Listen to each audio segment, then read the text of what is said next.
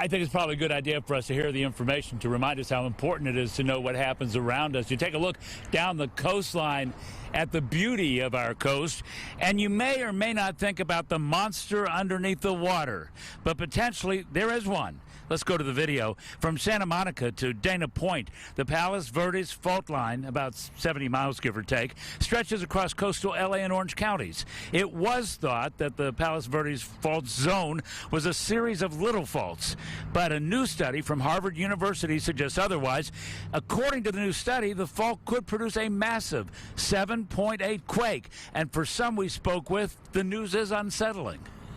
I think that anyone would be worried. And I think everybody should be prepared. If you look back at the Northridge quake almost 30 years ago, Bob DeGroot with the U.S. Geological Survey says, based on the new Harvard University Palos Verdes fault study, I think something like this quake would be about 45 times larger than the Northridge earthquake in 1994. Northridge was considered a moderate earthquake.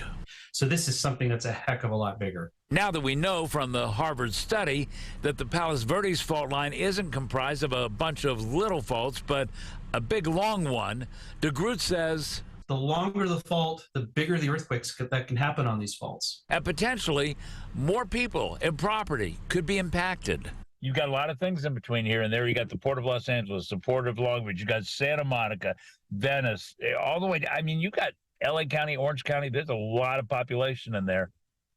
That's right. A lot of people and a lot of infrastructure. The really good news, though, is that even though the big earthquakes could happen on this system, they don't happen very frequently. And so it's likely something that won't happen in our lifetime. Bob DeGroot says the bottom line is whether it's big or it's small, we should always be prepared for an earthquake, because the bottom line is we could have one any minute, and it might be something we're not prepared for. In Santa Monica, I'm Hal Eisner, Fox 11 News. You're right, Hal, of course. Very good information to hear. Thank you so much.